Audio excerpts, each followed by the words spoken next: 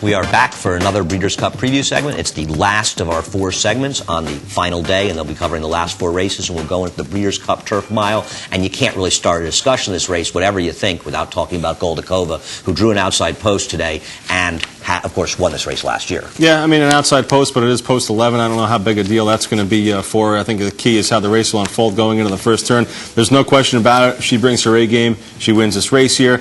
The last time she ran was 7 furlongs over at Longchamp and finished third in there as the 2-5 favorite. So, you know, there's some cause for pause there off that kind of effort. I agree, and she may have been aggressively ridden in there, but another horse who was on the pace for the whole way at a very big price finished ahead of her. So I think that's a knock on her. And last year, she was impressive winning. She had a perfect trip and beat Kip DeVille. I don't want to knock Kip DeVille. I think this year's field is tougher. I'm going to go to another European, Jacinto, who run just 5 times and feels like he's improving with every start. He was a very good second to Rip Van Winkle, who's maybe the favorite or one of the favorites in the Classic today, at a mile last time where he hung out in last in that race. He buried Delegator. He's making big strides forward, and I think Jacinto may be the European that wins here. Yeah, I agree. I think this is a horse that has a very bright future and very well can make some noise in the race. I thought he might be a little bit of a shorter price than what he's listed at here. Yeah. And, you know, he's definitely a horse I'd be using if I'm playing multi-races because I got to have this horse in the ticket. But the horse I'm interested in, and I think you're interested in a little bit too, is a 10 Just Enough Humor, who we saw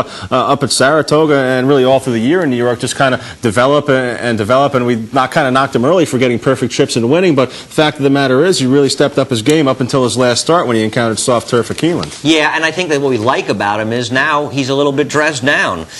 Look, maybe his run is over. Who knows? But the truth is, he ran too well in his races to completely ignore him. There's going to be pace in here with Gladiatorus. Cowboy Cal has no chance in here with Gladiatorus in here setting the pace. Cowboy Cal sitting second. I don't see how he can. Goldakova's not going to be far off those either. Well, that may hurt her because they're going to be moving up front with Gladiatorus, and this horse gets the pace he needs. He's going to get a firmer turf like he ran well on over, of course, in New York and on the East Coast. Didn't handle it last time. I agree about Just Enough Humor, and we will move on and we will go to the theoretical dirt mile. It's going to actually be on the dirt next year. We're going to have our first dirt mile because we ran a mile and 70 when we were at Monmouth Park.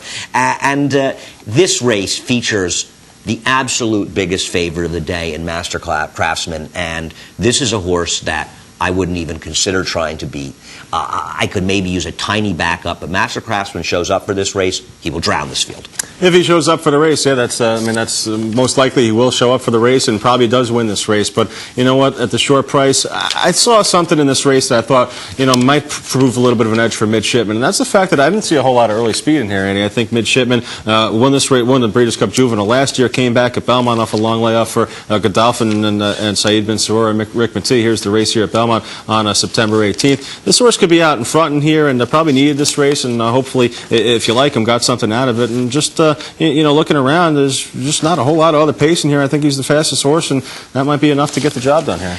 There isn't a lot of pace. You're right. I don't think Master Craftsman's that slow, and maybe it does happen for him. I've never thought that Midshipman was that good. We'll find out, though. He certainly, even though it was a relatively speaking easy spot, he did run well off that layoff. I think the Godolphin's biting off a lot in this race. To run him in a race like this, to me, Master Craftsman is just too good. But we'll find out, and we'll see what happens. We'll move on to the Breeders' Cup Turf at a mile and a half, and there was no race that was more adversely affected in this race by the fact we're running on synthetics for a second year in a row, because Gio Ponte, who's the best American hopeful, is running in the Classic. We have a very fun Classic.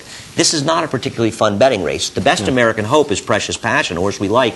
Conduit, who won this race last year, I thought he ran better than Dare Me did in the Arc, and this was a tougher race last year. And to me, for my money, and I think a lot of people's, the Europeans have this race over a barrel between Conduit, Dare Me, and even Spanish Moon, who I think will be the third choice among them, despite what the morning line said. And Precious Passion, neat horse that he is, I don't see how he can beat these horses. No, I don't think so either. I mean, these horses just have a class edge and just look so much better running against the top horses in Europe. And Conduit should be heavily favored to win this race in back-to-back years. As you said, he beat a nice field last year. He's been in good form this year, only getting beat 2 lengths by See the Stars in the Arc, and it's really his race to lose. If you're looking for an American horse, I think might be able to possibly hit the Super at somewhat of a price. The one telling definitely likes the mile-and-a-half distances. Is going to be coming from off the pace in here, so he's one horse that maybe I put in the 4th spot, maybe try to get in the 3rd spot. Yeah, that's the best I could do. I mean, Dare Me, who finished just behind Conduit in the Arc, she would have probably won the Breeders' Cup Affiliate Mare Turf, but they thought she wanted a mile and a half more, and of course this is a bigger purse, so that's why they're trying in here. And she certainly can win this race. She beat Stosolita when she was unfairly DQ'd two starts back,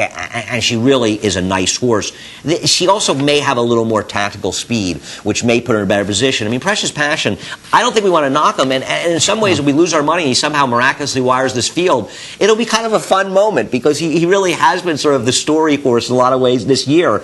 The way he just keeps running and these incredible paces he's set in races, I just think the competition's too steep. Competition's too steep, and I think he's probably better at 1 1/4, 1 3/8 than 1.5 miles. I agree. He's pushing it just a little bit for him. Yeah, I agree. As sort of amazing as he is, I tend to agree with that. We'll see what happens. And we'll move on to the big one, the Classic. And look, this is a fun race. And I don't like Zenyatta. I think she's been a remarkable horse that has not been that good this year. And her last couple starts have not been impressive.